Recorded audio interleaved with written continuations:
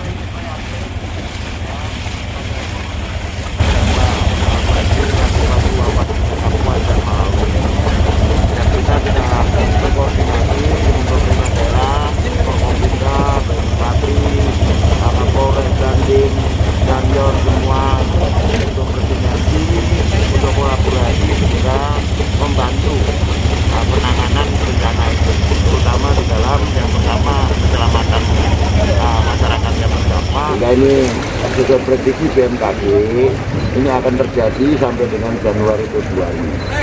Sehingga kalau saya melihat banjir yang di sini disebabkan oleh karena curah hujan yang tinggi, sehingga dua sungai ini meluap, maka saya arahkan Pak Bupati dan Forkopimda untuk memikirkan penanganan pengungsi ini atau masyarakat ini untuk waktu yang cukup lama sesuai dengan kondisi kemungkinan curah hujan yang ke depan akan semakin. Pak, solusi jangka pendek dari BNPB sendiri terkait dengan bencana banjir ini? Ya, kalau solusi jangka pendek penyelamatan dari masyarakat yang terdampak dan pemenuhan kebutuhan dari masyarakat, terutama kelompok-kelompok rentan, ibu-ibu hamil, orang tua, lansia, anak-anak, ini yang terpenting.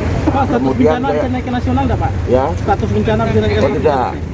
Bencana Bupati sudah mengeluarkan status keadaan darurat bencana banjir. Ini cukup untuk menjadikan dasar kita bersinergi untuk membantu kepentingan masyarakat. Kalau solusi jangka panjang ada Pak?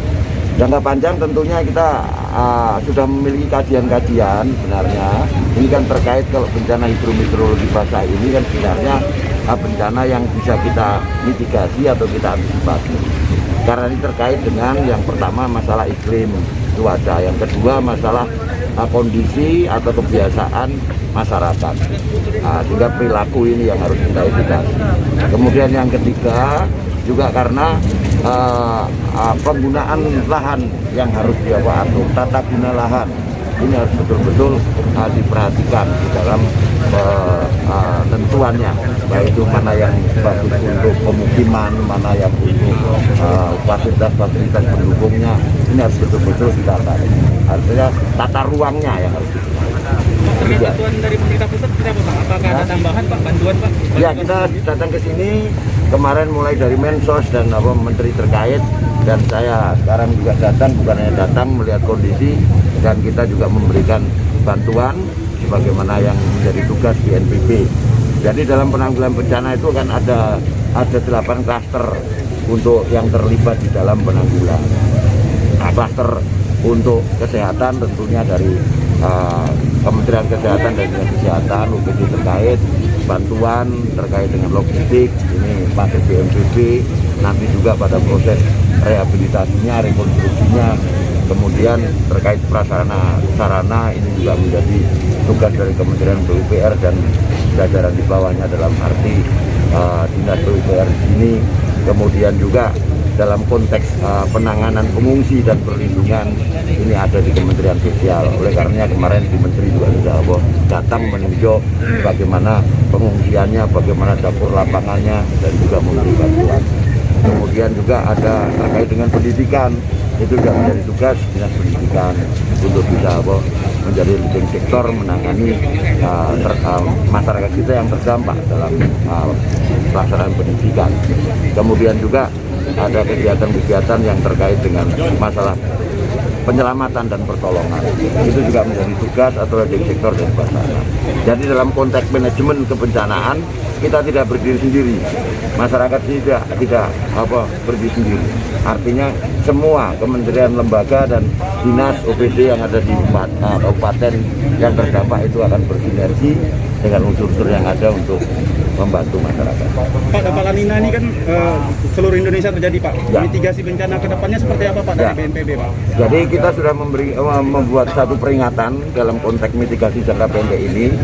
Sebulan yang lalu kita sudah melakukan persiapan sebenarnya, karena memang dampak La Nina ini sering terjadi berulang, tahun lalu pun seperti ini. Saya informasikan dalam 1 minggu ini saja di wilayah Indonesia sudah 32 wilayah yang terdampak banjir, ya, sudah 32 dalam 1 minggu ini, dan prediksi La Nina ini kan sampai dengan Februari. Ya, mudah-mudahan ya, dengan prediksi ini kita bisa menjadikan dasar untuk melakukan langkah-langkah baik itu kewaspadaan, kesiapsiagaan. Demikian. Siap. Ya. Pak. Tetap tangguh ya, bantu masyarakat.